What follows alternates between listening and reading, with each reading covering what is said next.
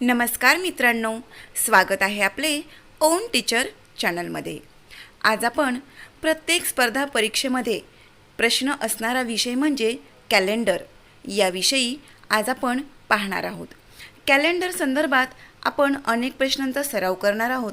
तर आज आपण कॅलेंडरच्या संदर्भात एक प्रश्न सोडवूया, जेणेकरून अशा प्रकारचे प्रश्न कसे सोडवायचे या संदर्भात तुम्हाला माहिती होईल। आपण प्रश्न पाहूया।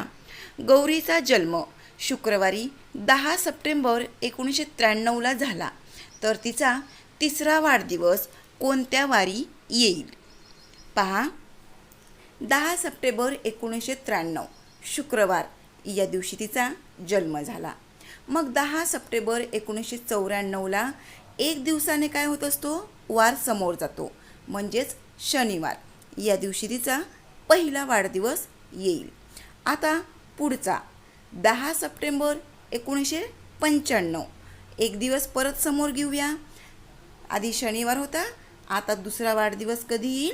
रविवारी येईल। अशा प्रकारे तिचे 2 वाढदिवस झाले, पण आपल्याला काढायचा आहे तिचा तिसरा वाढदिवस। मग तो येईल 10 सप्टेंबर 1996 या दिवशी तिचा तिसरा वाढदिवस असेल। मग आता तुम्हाला वाटेल का एक दिवस आपण समोर जाऊया। मग एक दिवस समोर गेल्यानंतर कोणता वार येतो? सोमवार।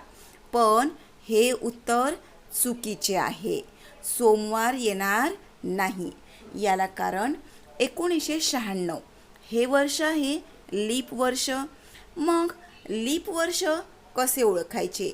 तर शेवटच्या 2 अंकांना 96ला 4ने जेव्हा आपण भाग देऊ त्यावेळी तो पूर्ण भाग जातो, म्हणजेच हे लीप वर्ष आहे। मग जर साधे वर्ष असेल तर एक दिवस वाढदिवसासमोर जाणार, पण आता या ठिकाणी लीप वर्ष आलेले आहे, त्यामुळे सोमवारऐवजी वाढदिवस येईल मंगळवारी। सोमवार हा आपला कटला।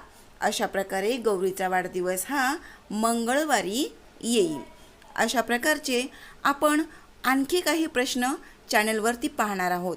त्यासाठी चॅनलला सबस्क्राईब करून ठेवा आणि बेल आयकॉन नोटिफिकेशन ऑन करायला विसरू नका। आणि हा प्रश्न तुमच्यासाठी, याचे उत्तर कमेंट बॉक्समध्ये मला नक्कीच कळवा। धन्यवाद।